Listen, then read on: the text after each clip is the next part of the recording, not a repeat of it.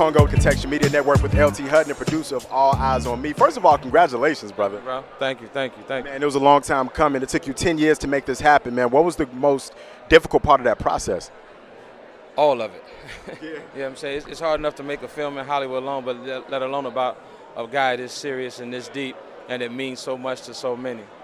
This is a big deal because you're from the city, able to come back to the city and do something like this for us. Do you think the model still exists where you got to leave Chicago in order to get where it is that you need to go? Not at all. You know what I'm saying? I just happen to fall in that pattern, but, you know, you can make things happen right here in Chicago.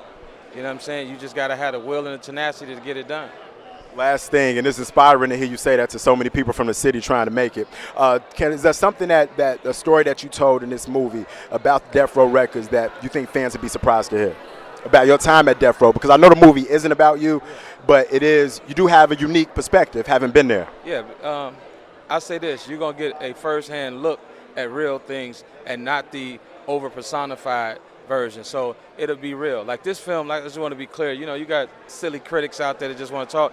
Film is not, you know, in our culture, you know what I'm saying, you can't really judge how it is. Like certain stuff is for us.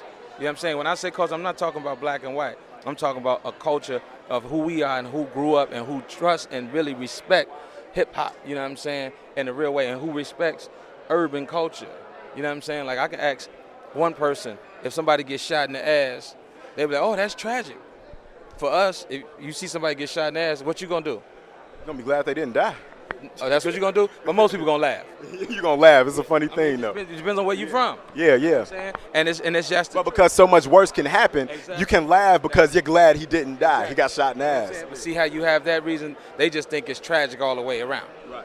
So it's just a disconnect sometimes, and sometimes you got to understand that it's just difference. You know what I'm saying? And you have to accept those differences to be able to, you know, fully understand who we are. One last thing, I know you got to run, but you sparked another thought. There were people working on the film who I felt like potentially didn't respect the culture. If I hear from what, from other interviews you had, do you think that was the disconnect with different creative visions with other people you worked with? Yeah, that's all it was, man. You know what I mean? And like I said, they can see how they want to see it. I see it how it needs to be seen. All about Tupac.